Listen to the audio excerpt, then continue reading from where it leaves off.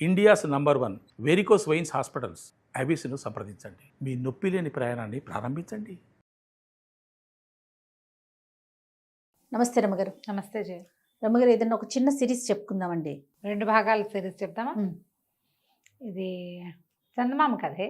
పురాతనమైన గాథల్లో నుంచి తీసుకుని ఉంటారు బహుశా.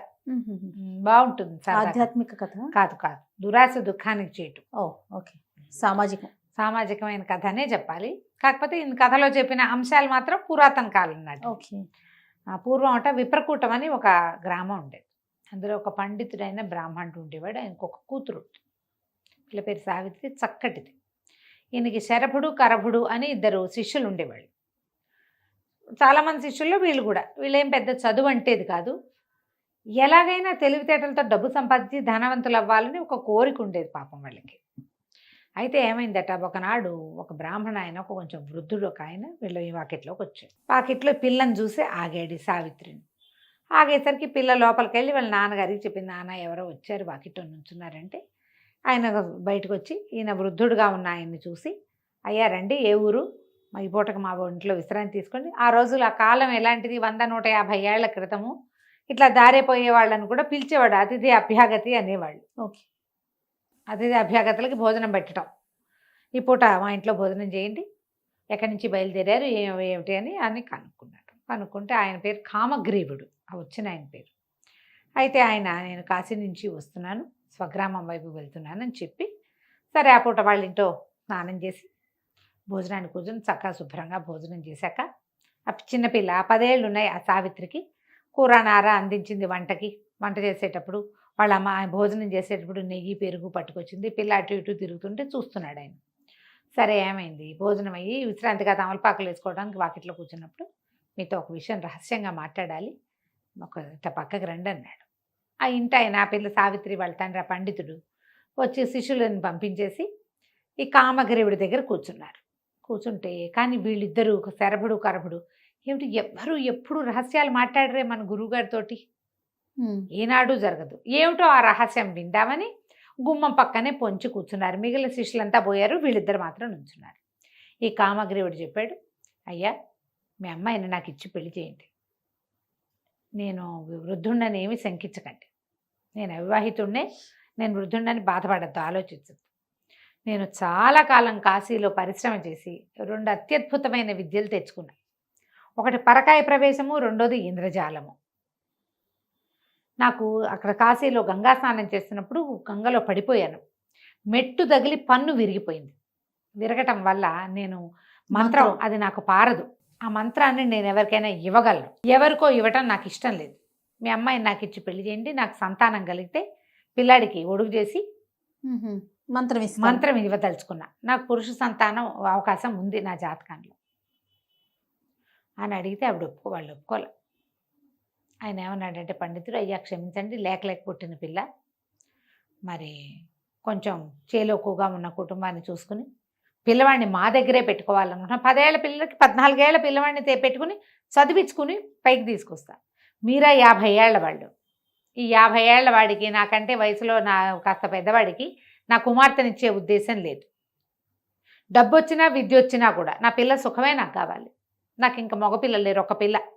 దాన్ని వివాహం చేసి చక్కగా అల్లుడిని దగ్గర పెట్టుకుని కొడుకులు లేని లోటు తీర్చుకోవాలనుకుంటా. మీతో నాకు అది ఎట్టా తీరుతుంది, నేను ఇవ్వనండి అన్నాడు. అనేసరికల్లా కామగ్రీవుడు ఇంకేం చేయలేక, ఆ పిల్ల ఆయనకి నచ్చింది, వెళ్ళిపోయాడు. కానీ ఇంకేం చేయలేకపోయాడు. అయితే శరభుడు కరభుడు ఇద్దరు విన్నారు, పిల్ల నుంచి పెళ్లి చెప్పితే పీడాపోయి, ఈ ఇంద్రజాల విద్య పరకాయ ప్రవేశ విద్య మనకెక్కడి నుంచి వస్తాయి, అవి చెప్పగలిగే వాళ్ళు లేరు, వాటితో ఎంత డబ్బైనా సంపాదించుకోవచ్చు అని చెప్పి గురువుగారికి టాటా బై బై చెప్పేసి, ఇక విద్యాభ్యాసం లేదు, ఏమీ లేదు, ఈ ముసలాయన వెనకాల తిరిగి అవి కనుక సంపాదిస్తే చక్కగా సంపాదించుకోవచ్చు, బాగా సెటిల్ అవ్వచ్చు అని భావించి ఆయన వెనకాల పడి వెళ్ళారు. ఆ కామగ్రీవుడి వెనకాల ఆయన ఊరు దాటే సమయానికి ఆయన్ని కలుసుకున్నారు. ఆయన ముసలాయన నిదానంగా నడుచుకుంటూ పోతాడు. 50 దాటిన ఆయన, వీళ్ళేమిది 20లో ఉన్నవాళ్ళు ఆగమేఘాల మీద పట్టుకున్నారు. అయ్యో మీకు ఎంత కష్టం వచ్చిందండి అన్నారు. మీరు వెళ్ళిపోయాక మా గురువుగారు గురువమ్మగారు పోట్లాడుకున్నారు, గురువుగారికి ఇష్టం లేదు, కానీ గురువమ్మగారికి అయ్యో మంచి సంబంధం పోగొట్టారని కాల్ పెట్టింది, మీరేమో వచ్చేసారు కదా, సరే మాకు కూడా బాధేసిందండి, మీలాంటి అత్యద్భుతమైన వ్యక్తికి పిల్లనివ్వకపోవటం ఏంటి మా గురువుగారు, అదే మా కాస్తలో తప్పిపోయిన బావగారు మీరు, మేము మీతో పాటే ఉంటాం, మీకు ఏదైనా పిల్లని చూసి పెళ్లి చేస్తామండి, మమ్మల్ని మీతో ఉంచుకోండి అన్నాడు. అనేసరికి సరేనన్నాడు. రకరకాల ఊళ్ళల్లో తిరిగారు. ఏ ఊళ్ళో అయినా ఆయన ఎవరి పిల్లలనైనా చూసి పిల్లని చేసుకుందాం అనుకున్నప్పుడు వీళ్ళు సరే సరే అని ఆయన ఎంకరేజ్ చేస్తూనే అటు వాళ్ళ దగ్గరికి వెళ్ళి నేను అలా బతకడండి వద్దండి, అలా విద్యలు కాసిపడి పిల్లల్ని పాడు చేసుకోకండి అని పెళ్లి చెడగొట్టేసేవారు. ఒక 7-6 సంవత్సరాలు పట్టింది ఇట్లా. ఆయన దగ్గర డబ్బు ఉంది, వీళ్ళకి భోజనానికి ఇబ్బంది లేదు, ఏ ఊరు వెళ్ళినా భోజనం గడిచిపోతుంది, వీళ్ళకి ఆ విద్య కావాలి, ఇంకొక 6-7 ఏళ్ళు పట్టినా పర్వాలేదు. చివరికి ఏమైంది, ఆయనకి పెద్ద జబ్బు చేసింది ఒకసారి. ఒరే నాయన నేను చచ్చిపోతానురా, మరి నా విద్యలు ఇట్టకి పోయేలాగా ఉన్నాయి అని ఏడ్చాడు. ఏడిస్తే వీళ్ళన్నారు ఎందుకండి పోతాయి, వాడుకోటి నాకోటి ఇవ్వండి, 7 ఏళ్ళుగా మిమ్మల్ని అంటి పెట్టుకుని ఉన్నాం మేము, మీకు వివాహం చేయడానికి ఎంత ప్రయత్నం చేశాం, అదేమో కుదరలేదు, మరి మీరు ఆ పని చేయండి అంటే సరేనని ఏం చేశాడు, చేరుకో విద్య ఇచ్చాడు. ఆ ఉపదేశం అది ఎట్లా, ఒకసారి ఉపదేశం చేశామంటే ఇక మనకు ఉండదు, విద్య ఇవ్వటమే ఇచ్చేయటం. మామూలు విద్యలు స్పెషల్ కదా, అదేలేండి, స్పెషల్ అవ్వటం వల్ల మళ్ళీ ఆ విద్య వాళ్ళకు కూడా ఉండాలి అంటే చాలా సాధన కావాలి దానికి. ఈ కామగ్రీవుడు తెచ్చుకున్న చోట ఎక్కడి నుంచి తెచ్చాడో ఆ గురువు ఏదో మహామాంత్రికుడు, ఇతనికి ఇచ్చిన వాళ్ళకి పోలా, ఈయనకి అంత లేదు, ఈయన 7 ఏళ్ళుగా ఏమైంది ఉపాసన ఏం లేదు, విద్యలు ఉన్నాయని తిరుగుతున్నాడు, ఆ విద్య తనకు కూడా ఉంచుకునే ప్రయత్నం ఆయన చేయలే, అది ఎట్లాగో శిష్యులకి చెప్పలేకపోయాడు. చేరుకో విద్య తీసుకున్నారు. అక్కడి నుంచి ఇద్దరు కలిసి బయలుదేరి ఏదో ఒక రాజును ఆశ్రయించి ఇది చేయాలనుకున్నారు. ఒక ఊరు వెళ్ళేసరికల్లా ఏమైంది, రాజుగారికి జబ్బు చేసిందని చెప్పారు. చెప్పంగానే ఇందులో ఏంటి కరపుడు శరభుడు కదా, శరభుడికేమో ఈ విద్య వచ్చింది పరకాయ ప్రవేశం, కరభుడికేమో ఇంద్రజాలం వచ్చింది, శరభ కరభ. ఈ శరభుడు ఈయన కరభుడు కనిపించింది, అయ్యి బాబోయ్ ఇప్పుడు ఆ రాజుగారు కనుక చచ్చిపోయాడంటే వీడెళ్ళి బడబ శరీరంలో దూరిపోతాడు, రాజు అయిపోతాడేమో, వాళ్ళల్లో వాళ్ళకి అలా అనిపిస్తుంది. రాజు అయిపోవచ్చు, అవకాశం ఉంది, రాజు అయిపోయేందుకు అవకాశం ఉంది. కానీ ఏమైంది, ఇంతలో జబ్బు తగ్గిపోయింది అన్నారు రాజుకి. వాడికి వచ్చేస్తుందని వీడేడ్చాడు, ఇప్పుడు వీడికి వచ్చిందని వాడు ఏడుస్తాడనమాట. అక్కడి నుంచి రాజుగారు అనారోగ్యం తగ్గగానే రాజుగారి కొంచెం ఆహ్లాదాన్ని కలిగించాలి కదా, ఆయన ఓపిక లేదు, మంచాన్ని పడి ఉన్నాడు, జ్వరం తగ్గింది, ప్రాణాపాయం తప్పింది. కానీ ఈ కరపుడు అక్కడికి వెళ్ళి చక్కగా తన విద్యలన్నీ ప్రదర్శించి ఇంద్రజాలం రాజుగారి దగ్గర నుంచి ఎన్ని బహుమతులో తీసుకున్నాడు. రాజు కొద్ది రోజులు నా దగ్గరే ఉండమనగానే 2వ బడికి ఒళ్ళు మండిపోయింది, ఈ పరకాయ ప్రవేశం బడికి. సరే నేను ఇక్కడే ఉండి ఏం చేస్తాను, బహుమతులన్నీ వాడు తెచ్చుకుంటుంటే వాడు హాయిగా ఉంటాడు అని చెప్పి స్నేహితుడి మీద కుళ్ళుతోటి వేరే రాజ్యానికి వెళ్ళిపోయాడు. ఎన్నాళ్ళో ఈ ఇంద్రజాలం వాడు ఈ రాజుగారి దగ్గర ఉండి కొంతకాలం అయిన తర్వాత ఇంక ఈ ఊళ్ళో అలవాటు అయిపోయింది, కొత్త విద్యలు రావు, ఏవో కొన్ని రకాలే చేయగలుగుతారు. సరే తను కూడా బయలుదేరి వెళ్ళాడు. ఈ మొదట వెళ్ళిన పరకాయ ప్రవేశ విద్య వాడు ఉన్నాడు కదా, వాడు ముందుకెళ్ళాక వాడు వెళ్ళిన రోజున రాజు మరణించాడు ఆ రాజ్యంలో. మరణించంగానే ఇతను ఏం చేశాడు, తెలుసుకుని రాజుగారిని తీసుకొస్తారు ఇంకా కాసేపట్లో, పాడిక అవన్నీ కడతారు, కట్లు సవారీ కట్టి తీసుకొస్తారు అని చెప్పి తెలిసే లోపల ఇతను ఏం చేశాడంటే చితి పేర్చుకుని దాని మీద పడుకుని తన శరీరాన్ని తగలబెట్టేసి ఆత్మతోటి వచ్చి రాజుగారి శరీరంలో పరకాయ ప్రవేశ విద్యతో వచ్చేసాడు. రాజు చచ్చిపోయాడు అనుకున్న రాజు మొత్తం 10 మంది వైద్యులు సర్టిఫై చేశారు, చచ్చిపోయాడు అయిపోయిందని లేచి కూర్చున్నాడు. మరి ఇతను వచ్చేసాడు కదా, లేచి కూర్చునేసరికి వాళ్ళు అందరూ ఆశ్చర్యపోయారు. అది ఎప్పుడు జరిగింది, రాజుగారి మరణం ముందు రోజు సాయంకాలం జరిగింది. మర్నాడు ఉదయానికి ఈయన్ని కదిపే సమయానికి వాళ్ళ ఆచార ప్రకారం రాణిగారి సువాసన చిహ్నాలన్నీ తీయించేశారు. ఆవిడ బోసిగా ఉండిపోయింది. మొదట ఈయన రాణి దగ్గరికి వెళ్ళాల, ఇతను ఏదో ప్రవర్తన విపరీతంగా ఉంది, రాజుకి ఏదో వెకిలి ప్రవర్తన వచ్చింది అనుకున్నాడు. చచ్చి బతికితే హుందాతనం రావాల్సింది పోయి వీడికేంటి వెకిలితనం వచ్చింది ఈ రాజుగారికి అనిపించింది. వెకిలిగా అయ్యాడు, ఏదో ధోరణి. ఎందుకంటే ఈ విద్యలు నేర్చుకున్నవాడు ఎవడు, ఒక బ్రాహ్మణ యువకుడు, అది కూడా పరమ నిరుపేదవాడు, చిన్న జీవితం, రాచరికపు జీవితంలో ఎలా ఉండాలో ఏమిటో ఏమీ తెలియదు, ఎలా తినాలో కూడా తెలియదు. వాళ్ళ తిండి వేరు, ఇతను తిండి వేరు. అలా అక్కడికి ఒక ఆయన వెనకాల పడి 7 ఏళ్ల పాటు తిరిగి ఆ ఊళ్ళో ఈ ఊళ్ళో ఎవరింట్లో పడితే వాళ్ళ ఇంట్లో తిని వండుకు తిని కొద్దిపాటి ఆహారానికి అలవాటు పడి ఉన్నవాడు. ఉమ్. ఈ చచ్చిపోయిన రాజుగారేమో భోజన ప్రియుడు. అన్ని పద్ధతులు వేరు కదా. పట్టుబడిపోతే రాణిగారికి ఏదో డౌట్ వచ్చింది. క్రమంగా ఈ రాజు ఏం చేశాడు, రాజు వేషంలో ఉన్నవాడు. మిగిలిన వాళ్ళు ఎవరికి నచ్చట్లేదు కానీ బతికున్న రాజుని ఏం కాదని అంటారు. ఎట్టగొట్ట రాచరికం నడుస్తుండేది. రాణిగారి దగ్గరికి వస్తున్నానని కబురు పెట్టాడు. నెల తిరిగేసరికి ఆవిడ నేను విధవని, వీడెవడో నాకు తెలీదు, నా దగ్గర రావడానికి వీల్లేదు, అంతఃపురంలో అడుగు పెట్టేందుకు కుదరదు అని చెప్పేసి ఆవిడ సువాసన చిహ్నం ఏది ధరించేది కాదు. సరే ఈయనేమనుకున్నాడు, ఈ రాజువేషంలో ఉన్నవాడు, ఉన్న పరకాయ ప్రవేశ విద్యవాడు, పెళ్లి చేసుకుందాం మనం, అది సెటిల్ అయిపోయాం, పెళ్లి చేసుకోవాలి, ఇంకొకరినా ఎవరినో పెళ్లి చేసుకుందాం అనుకున్నాడు. ఒక అమ్మాయిని ఎవరినైనా పెళ్లి చేసుకుందామన్న ఊహ మొదలుపెట్టాడు. మొదలుపెట్టేసరికి ఈ రాజుగారి వ్యవహారాలు అన్నీ చూస్తూ వింత వింతగా చెప్పుకుంటున్నారు. ఈ లోపల అక్కడ ఉన్నాడు కదా ఇంద్రజాలం వాడు అనుకోకుండా ఆ రాజుగారి దగ్గర అన్ని విద్యలు అయిపోయినాయి కాబట్టి తీరి వస్తూ ఈ రాజ్యంలోకి ప్రవేశించి ఎవరింట్లోనే ఆశ్రయం దొరుకుతుందేమో అని చూసి శంతనుడనే ఒక పురోహితుడి ఇంట్లో ఆశ్రయాన్ని పొందాడు. ఆ శంతనుడు రాజపురోహితుడు. ఓకే. అప్పుడు అతను ఏం చెప్పాడంటే, రాజు చచ్చి బతికాడయ్యా మా రాజు. ఓ పూట 2 పూటలు మాట్లాడుకున్నాక మామూలుగా నీదే ఊరు, ఏం విద్య మాట్లాడుకుంటా, తర్వాత ఏమొస్తాయి, మా ఊరు, మా రాజరికం, మా ప్రభుత్వం గురించి మాట్లాడతాం. మాట్లాడినప్పుడు చచ్చి బతికాడు. చావకముందు ఆయన చాలా హుందా అయిన మనిషి. రాణిగారు అంటే పంచప్రాణాలు, ఆయన ఏకపత్ని వ్రతులని చెప్పుకునే వాళ్ళము. ఎంతమందో మేనమా కూతుళ్ళు వాళ్ళు పిల్లల్ని ఇస్తాం 2వ భార్యగా అని చెప్పిన ఒప్పుకోలా. మరి బతికిన తర్వాత ఏంటో ఒక వెకిలితనం వచ్చింది అతనికి. మరి ఇప్పుడు పెళ్లి చేసుకుంటాను అంటున్నాడు, పిల్లని చూడమంటున్నాడు నన్ను అని చెప్పాడు. చెప్పంగానే ఇతనికి డౌట్ వచ్చింది, వీడు కానీ మన ఫ్రెండ్ ఏమో, రాజుగారి శరీరంలో దూరేశాడు. మరి ఇప్పుడు ఏం చెయ్యాలి అని ఆలోచించి, అన్న ఓ పని చేద్దాం, మన దగ్గర అద్భుతమైన విద్య ఒకటి ఉంది, నువ్వేం చేస్తావంటే ఈ రాజు నిజం రాజు అవునో కాదో నేను కనిపెడతా. మా స్నేహితుడు ఒక పూర్వపరిచేస్తుడని నాకు అనుమానంగా ఉంది. ఎవడో పరకాయ ప్రవేశ విద్యతో రాజు శరీరంలో ప్రవేశపెట్టారు.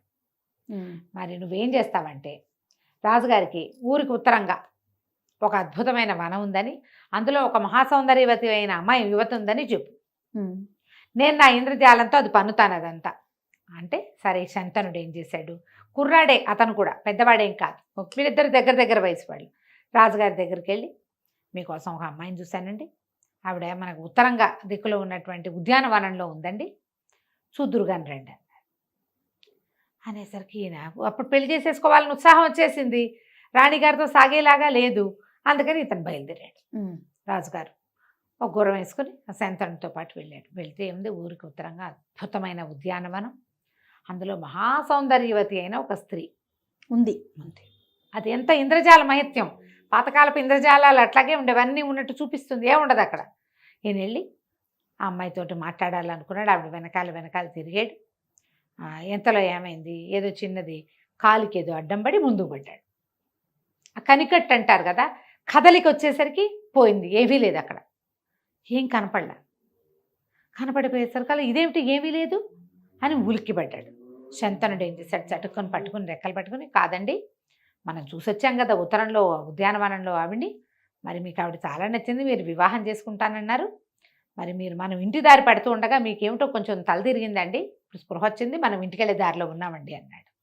తను ఎక్కడ చూశాడో అక్కడే ఉన్నానని అనుకోలా రాజు. తెలియలా వీరు చెప్పాడు కదా, తీసుకెళ్ళిన శంతనుడు పురోహితుడు, అతడు అందరూ అబద్ధం ఎందుకు చెప్తాడు అనుకుని, అమ్మాయిని పెళ్లి చేసుకుంటాను నేను, శంతన ఎలాగైనా నువ్వు ఆ పిల్లని ఇచ్చి నాకు పెళ్లి చేయాలని చకచక్క గుర్రం వేసుకుని ఇంటికి వెళ్ళిపోయి మంత్రుల్ని వాళ్ళని పిలిచి ఏమన్నాడంటే, ఊరికి ఉత్తరంగా మన ఉద్యానవనం ఉంది కదా, అందులో ఒక మహాసౌందర్యవతి ఉంది, దేవతా స్త్రీని చూసినట్టుగా చూడండి ఆవిడ్ని మీరు, ఆవిడకి అన్ని కావాల్సిన ఉపచారాలంటే వీళ్ళు తెలిపారు. ఊరికి ఉత్తరంగా ఉన్నది శ్మశానం కదా, అక్కడ ఉద్యానవనం ఎక్కడుంది, అక్కడేం లేదండి అన్నారు. అనేసరికి రాజు హత్తేరి, నేను ఇప్పుడే చూసొచ్చాను, శంతనుడు కూడా చూశాడు కావాలంటే ఓకే అని చెప్పేసరికి సరే ఇంతలో ఏమైంది, ఆ 2వ వాడు ఉన్నాడు కదా ఇంద్రజాలం వాడు అన్నాడు, వాడు గుర్తుపట్టేశాడు, వీడు నా వాడే, మా ఫ్రెండే వీడు అని, వీడిని వదలగొడతాను, నాకేం బహుమతి ఇప్పిస్తామంటే రాణిగారి దగ్గర తీసుకెళ్తాను అన్నాడు.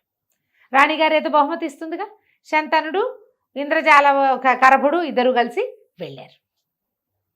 వెళ్ళేసరికల్లా ఆవిడకి చెప్పాడు, అమ్మా ఈ మన రాజుగారి శరీరంలో ఒకడెవడో దుష్టశక్తి ఒకడు ప్రవేశించాడు, వాడిని తను వదలగొడతానంటున్నాడు, మరి మీతో మాట్లాడతానంటే తీసుకొచ్చాననేసరికల్లా ఇంతలో ఏమైంది, యువరాణి కీర్తిసేన రాజుగారికి ఒక 16 సంవత్సరాల కూతురు, ఓకే. మహాద్భుత సౌందర్యవతి. ఆ పిల్ల కూడా వచ్చింది. ఈవిడ రాణిగారు చెప్పింది, అయినా నీకేం కావాలంటే అది ఇస్తాను ఆయన, ముందు అతన్ని ముందు ఈ వ్యవహారం సంగతి తేల్చు, ఉమ్, మరి అమ్మాయికి వివాహం చేసి అల్లుడిని రాజుని చేసుకుందాం, వివాహయోగ్యమైన వయసు వచ్చిందని పిల్లని పరిచయం చేస్తే ఈ ఇంద్రజాలం వాడికి అది యువరాణి మీదకి పోయింది మనసు. ఎంత బాగుందో, ఈ పిల్లని పెళ్లి చేసుకోవాలనిపించింది ఎలాగైనా సరే. ఇప్పుడు వీడి ఇంద్రజాలం పన్ని ఎట్లా రాకుమార్తెను పెళ్లి చేసుకున్నాడు, ఏ రకంగా రాజు శరీరంలో నుంచి వాడిని పోగొట్టాడో మనం వచ్చే భాగంలో తెలుసుకుందాం. తప్పకుండా అండి. నమస్తే. నమస్తే.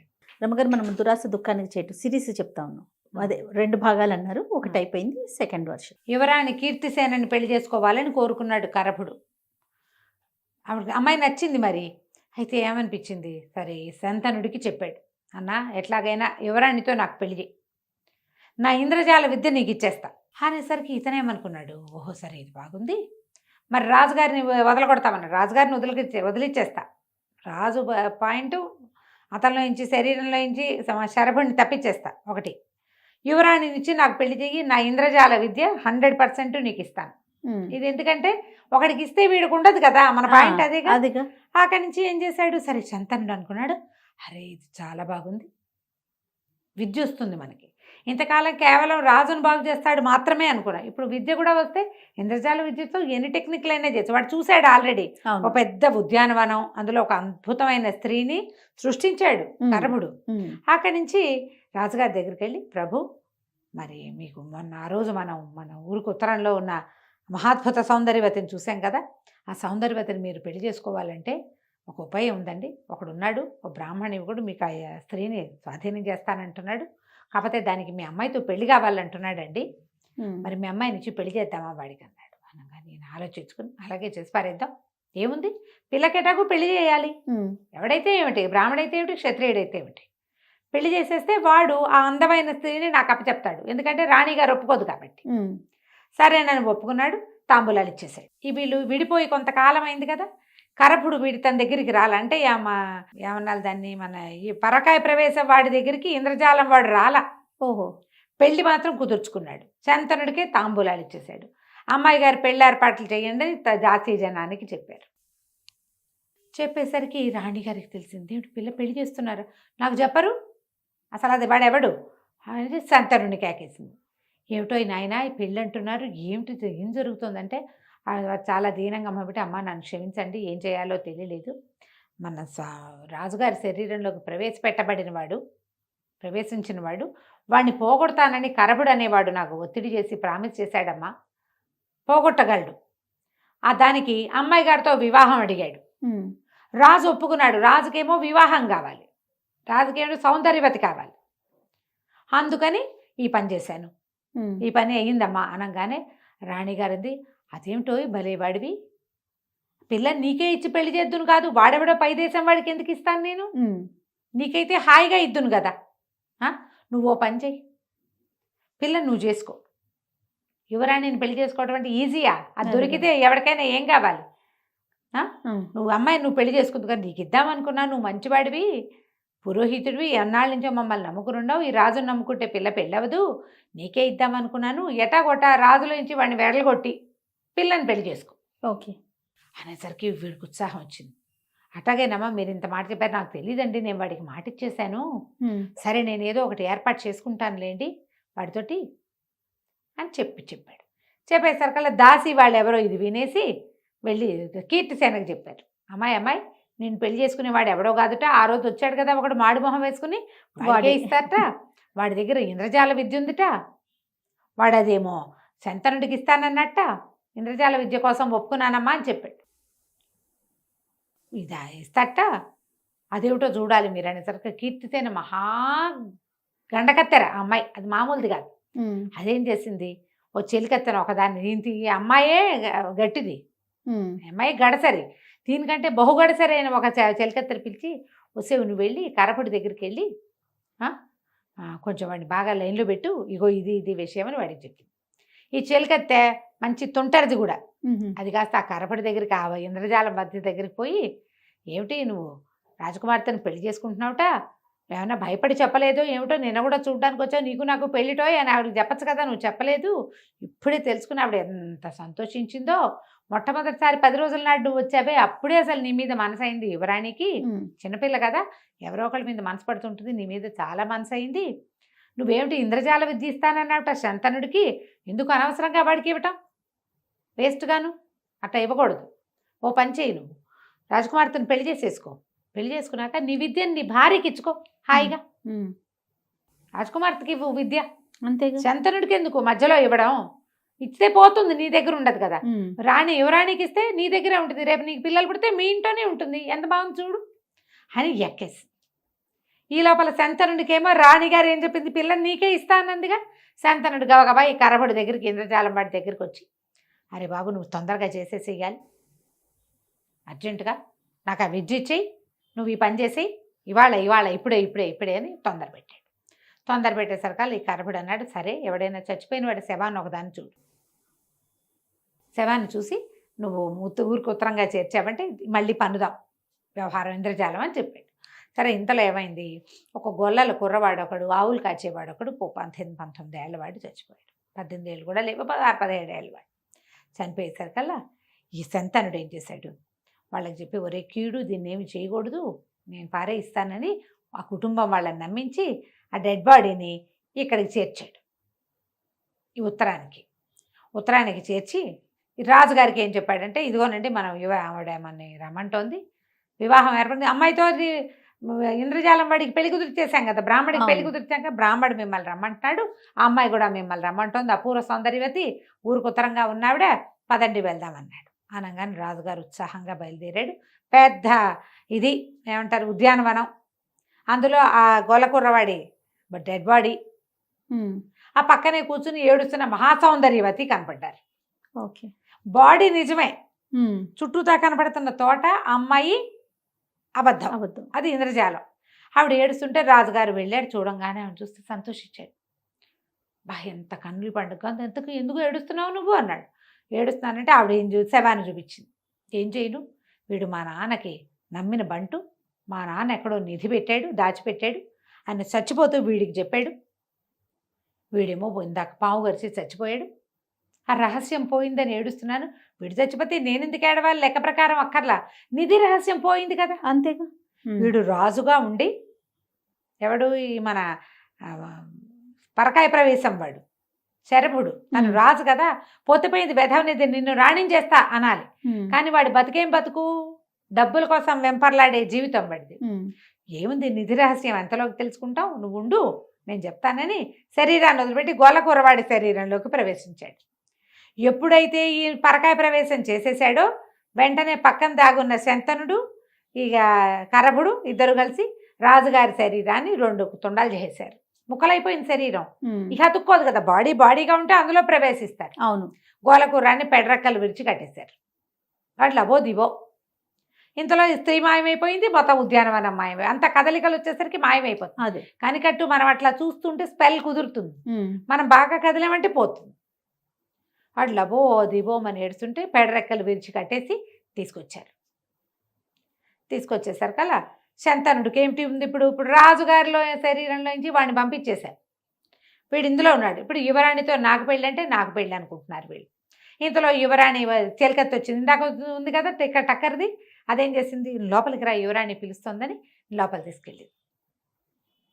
లోపలికి తీసుకెళ్ళాక నీ విద్య నాకు అప్పచెప్తే పెళ్లి చేసుకుంటా అనగానే ఆయన ఏం చేశాడు, గబగబా మంత్రంతో పాటు దానికి చేయవలసిన క్రియాకలాపం అంతా యువరాణికి ఉపదేశించేశాడు. ఆ విద్య పుచ్చుకున్న యువరాణి, ఎవడరా అక్కడ ఇట్రండి అని పిలిచి వీడిని పెడరెక్కలు విరిచి కట్టండి అని కరగుని కట్టించేసి, ఈ దురాశపరుడు వీడిని జైల్లో బారేండి. యువతలకు వచ్చేసరికి మహారాణి గారిని దగ్గరికి వెళ్ళాడు. రాజుగారిని సెట్ చేశాను కదండి అని శంతనుడు అడిగాడు. రాజుగారి శవం ఒకటి పడుంది, మనం అంత్యక్రియలు చేసుకుందాం, అమ్మాయితో వివాహం అనగానే మహారాణి గట్టిగా వచ్చింది, ఎవరక్కడ వీడిని బంధించండి అని. గొల్లవాడి రూపంలో ఉన్న శరభుడు, విద్య పోగొట్టుకున్న కరపుడు, రాజుగారు రాణిగారి దగ్గర బ్యాడ్ మ్యాన్గా ప్రూవ్ అయ్యి, అంటే వేరే వాడెవడికో యువరానికి ఇచ్చి పెళ్లి చేయడానికి సిద్ధపడిన శంతనుడు ముగ్గురిని తీసుకెళ్లి జైల్లో పారేశాడు. ఆ గొలవాడి రూపంలో ఉన్నవాడికి విద్య వచ్చు, కానీ వాడికి శవం కనపడితే కానీ ఆ విద్య ఫలించదు. జైల్లో ఉంటే ఏం శవాన్ని చూసి పారిపోతాడు? అదే కదా, శవం ఉండాలి కదా, డెడ్ బాడీ కనపడాలి. దాంతో వాడు ఏమీ చేయలేక వాడు జైల్లో కూర్చున్నాడు. యువరాణికి విద్యంతా అప్పచెప్పాక వీడికే వస్తుంది కనికట్టు, కరపుడు వాడేమీ చేయలేడు, వాడు లోపలికి కూర్చున్నాడు. రాజపురోహితుడు అయ్యుండి యువరాణికి ఒక దారిపోయే దారితోటి పెళ్లి చేయడానికి సిద్ధపడ్డందుకు శంతనుడు కూడా పోయి లోపలికి కూర్చున్నాడు. రాజుగారి శవానికి అంత్యక్రియలు చేశారు. ఏడాది లోపల రాజకుమార్తెకి వివాహం చేయాలని పక్కనున్న అవంతి నగర యువరాజుతోటి రాణి అమ్మాయికి పెళ్లి చేశారు. ఆయన వచ్చి ఈ రాజ్యానికి రాజు అయిపోయాడు. కథ కంచికి మనం ఇంటికి. ఎంత సింపుల్గా చేసేసారు. నీకు దురాశ కనుక పడితే, ఇప్పుడు చూడు, ఒకడికి పరకాయ ప్రవేశం చేశాడు, నువ్వు రాజు అయ్యావు, నువ్వు ఎంత హాయిగా ఉండొచ్చు. కానీ చూసారా ఆశ. ఇంకొకడు ఇంద్రజాల విద్య ఉంది, ఒక రాజు దగ్గర బోల్డ్ బహుమతులు తెచ్చుకున్నావు, జీవితం బాగుంది. ఇక్కడ కూడా బోల్డ్ బహుమతులు తెచ్చుకోవచ్చు, నీకు సరిపడిన దాన్ని నువ్వు చూసుకోవచ్చు. యువరాణి కోసం ఆశపడితే ఏమైంది? అన్న వస్త్రాలకు పోతే ఉన్న వస్త్రాలు పోయినాయని. అంతే, దురాశ దుఃఖానికి చేటు. నమస్తే రమ్మగారు. నమస్తే.